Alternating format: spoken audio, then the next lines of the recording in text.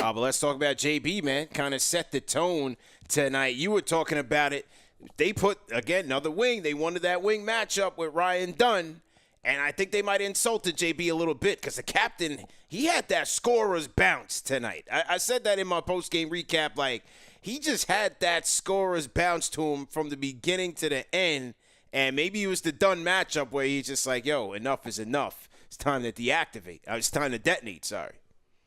And I think JB might be my biggest takeaway performance of the night in terms of what is the biggest takeaway of tonight? What is the biggest uh, component that we saw tonight that can lead to this team elevating and getting into that position that all Knicks fans are excited about going into this season? Because as you know, early on, he is taking him a little bit of time to get acclimated. He has another powerhouse scorer on the team. So I think, it's just taking him some time to just understand when he can go off, when he can be a distributor. But I think tonight you saw that glimpse, CP, with Jalen Brunson, playing a ball game where you saw both sides of the basketball in terms of assists and aggressive scoring. I think tonight you saw that first glimpse of superstar Jalen Brunson, playoff Jalen Brunson, unstoppable Jalen Brunson, and you see what the potential and you see the ceiling of this team. They have a much higher ceiling than last year's team because when he gets going like that, where the opponent is giving you a defender who, although he's a rookie, Ryan Dunn, when you look at, I know the Phoenix Suns have struggled because of Kevin Durant has been hurt, and I don't believe they've won a game since Durant has been hurt. But Ryan Dunn as a starter with Durant in that starting lineup, he's been one of those missing kind of tough, gritty defensive player that Phoenix didn't have last year. And it's contributed to Phoenix's outstanding start before Kevin Durant got injured. And they put that rook 6'8", 218 pounds, who's been shutting down elite players to start the season.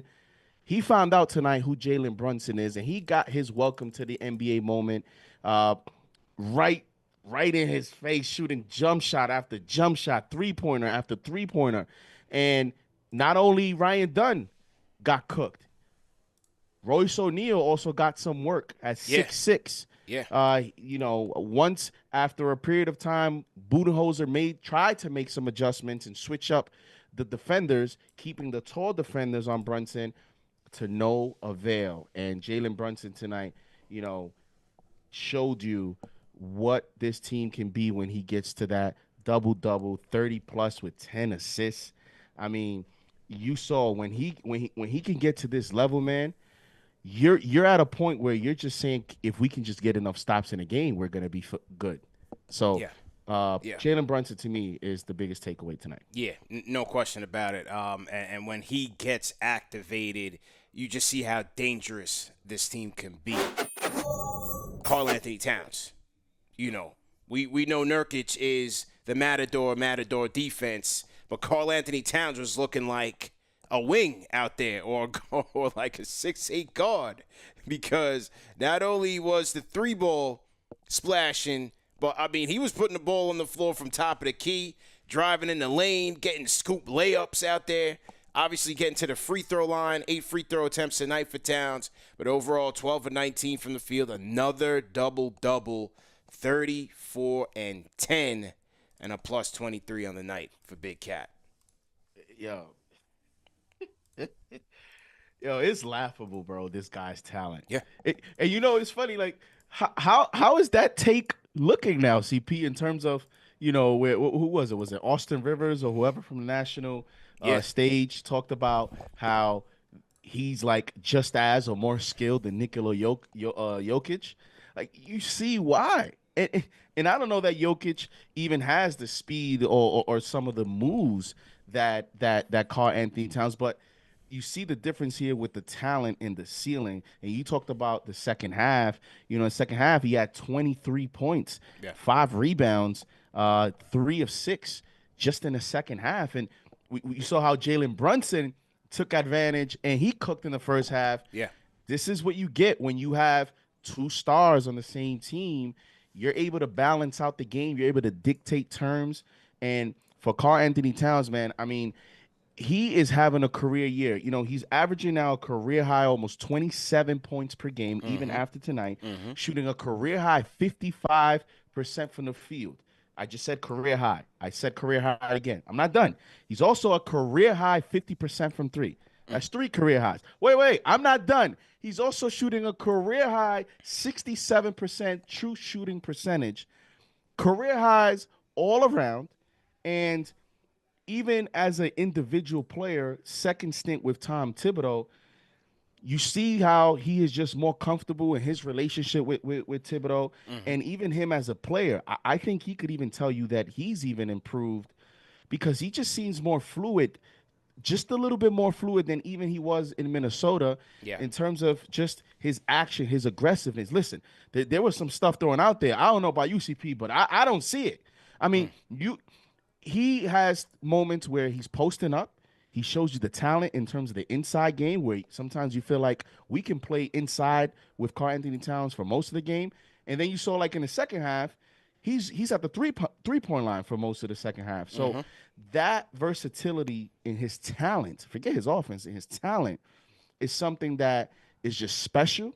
And I think, you know, you're looking at the Eastern Conference starter for your All-Star game this season at the center position. That's one. The best big man in the East, no question about it. Best big man in the East is without question. It's Karl-Anthony Towns. And, you know, the questions are always – you're always going to hear the questions until Mitch comes back in terms of what's best for this team. And especially on nights when their defense seems porous or susceptible in certain respects. There's always going to be questions, but – then you see nights like tonight or the run, the trends that you're seeing here with this offense and how electric it can be with Towns at the 5, especially himself, you know, the way that he's operating with that space and the way that he's able to take opposing 5s off the dribble or pull them away from the basket or knock down a 3 in their eye, you know, or pass it with the spacing. Like, it's dangerous, man. It's a triple threat. It really is. He's gonna have to be a 5. Yes, he's gonna. You can't beat Boston without it, bro. Exactly. That right there is the point. That right there is the ultimate goal. Is conventional wisdom, right? Says, of course, put him at the 4, Mitch at the 5. That's conventional wisdom. But guess what? Sometimes conventional wisdom is not so conventional when you have a Boston Celtics team, you know, shooting at career, you know, pace in terms of NBA averages. I mean, I saw that game last night against the Cleveland Cavaliers, and guess what? You saw the night that Darius Garland had, and you know why? Aside from Darius Garland struggling against the Celtics, you know why Darius Garland struggles against the Boston Celtics? Because he becomes easier to defend because of the Jarrett Allen-Mobley combination. The Cavaliers are having an outstanding season, but there's something about matchups. And that's where the playoffs is about. So you can have all the wins in the world, but when you go to the playoffs, it's about matchups. And is your personnel, is your roster matching up against the opponent? And that's something the Cavaliers are dealing with Jarrett Allen at the center, then Mobley at the 4. Then their perimeter is easier to defend. You even see moments when Jericho Sims, who is playing well, but you see how the opponents – they're able to blitz Jalen Brunson more because they don't respect that spacing. So against the Celtics, because of Al Horford playing the 5, and by the way, they're doing this without KP, another stretch big, who is going to be their center when he gets back. I don't know how you do it other than you're going to have to keep Towns at the 5, and you're going to have to use a dynamic duo of Precious and Mitch off the bench. And what you're going to have to do is when they come off the bench, that's how you steal possessions. That's where you're going to get your stops. That's where you're going to create the separation in the scoreboard is your bench has to be a force defensively. And then Towns, you're going to have to learn how to survive with him at the 5. OG Dave on the Discord. Go ahead and unmute your mic. Rapid fire. Let's go. What's happening, guys? How you doing, man? What's your name? Where you calling in from? This is OG Dave. I'm calling from Phoenix, Arizona. Nice. But I'm OG Dave from the Battlegrounds on Sugar Hill in Harlem, man. Let's go. Harlem, USA, man. Were you at the game tonight, Dave?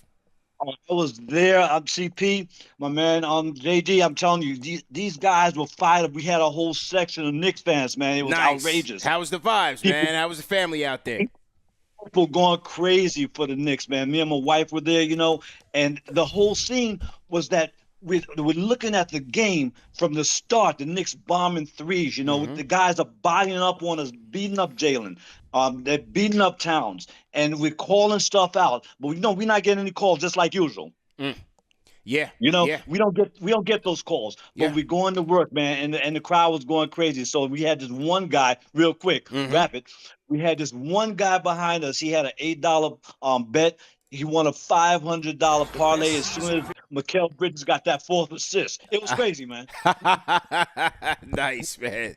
Salute, man. Salute to all you guys. Salute to Knicks Nation, our road warriors out there in Phoenix. And OG Dave, man. Thanks for holding us down out there, man.